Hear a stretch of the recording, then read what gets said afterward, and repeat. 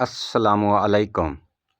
کسی ملک پر ایک مغرور بادشاہ حکومت کرتا تھا۔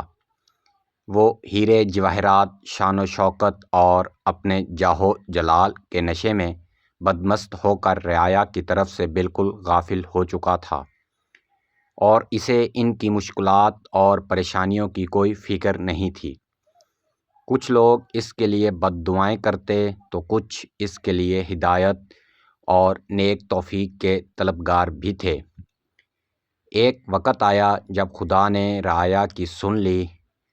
ہوا یہ کہ بادشاہ ایک دن نہایت شان و شوکت سے سپاہیوں کے لاؤ لشکر کو ساتھ لے کر شکار پر نکلا۔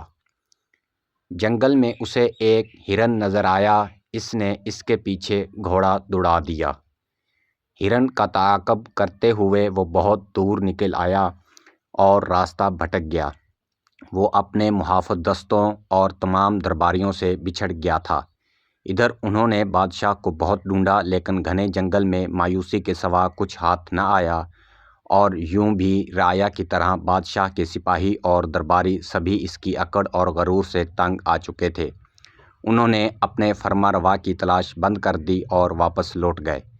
بادشاہ سارا وقت راستہ تلاش کرتا رہا، لیکن نہ تو اسے اپنے محل کی طرف جانے کا راستہ ملا اور نہ اس کے درباری۔ اس دوڑ دھوپ میں اسے پیاس لگنے لگی، مگر کہیں بھی پانی نہیں ملا۔ میلوں چلنے کے بعد اسے بہت دور ایک جھونپڑی نظر آئی تو وہ خوشی سے پاگل ہو گیا۔ اس نے سرپٹ گھوڑا دوڑایا اور جھونپڑی تک جا پہنچا۔ وہاں ایک بزرگ بیٹھے عبادت میں مشغول تھے اور ایک طرف کونے میں پانی کا گھڑا رکھا تھا۔ بادشاہ نے بڑی بےتابی اور خشک زبان کو بمشکل حرکت دے کر بزرگ سے پوچھا، پانی مل جائے گا ایک گلاس؟ ہاں مل جائے گا، مگر ایک شرط پر۔ بزرگ کی پرجلال آواز جھونپڑی میں سنائی دی، مجھے ہر شرط منظور ہے، میں اس سلطنت کا حاکم راں ہوں، پانی پلا دو۔ بادشاہ نے بےتابی سے کہا، مگر اس موقع پر بھی اس نے اپنی امارت کا احساس دلانا ضروری سمجھا تھا۔ پہلے شرط سن لو، پانی کے گلاس کے بدلے میں پوری سلطنت لوں گا۔ بزرگ نے درشتی سے کہا، پوری سلطنت ایک گلاس پانی کے بدلے؟ بادشاہ نے حیرت سے پوچھا۔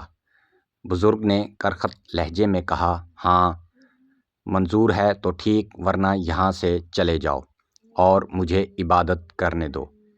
پیاس کی شدت سے بادشاہ کو اپنا دم نکلتا محسوس ہو رہا تھا۔ اس نے نڈھال ہو کر کہا، مجھے منظور ہے، اب مجھے پانی دے دیں۔ پانی پی کر بادشاہ کی جان میں جان آئی تو وہ بزرگ سے کہنے لگا، وعدے کے مطابق اب میں بادشاہ نہیں رہا، آپ میری جگہ بادشاہ ہو گئے ہیں۔ آپ میرے ساتھ محل چلیں اور تخت سنبھال کر مجھے وہاں سے رخصت کریں۔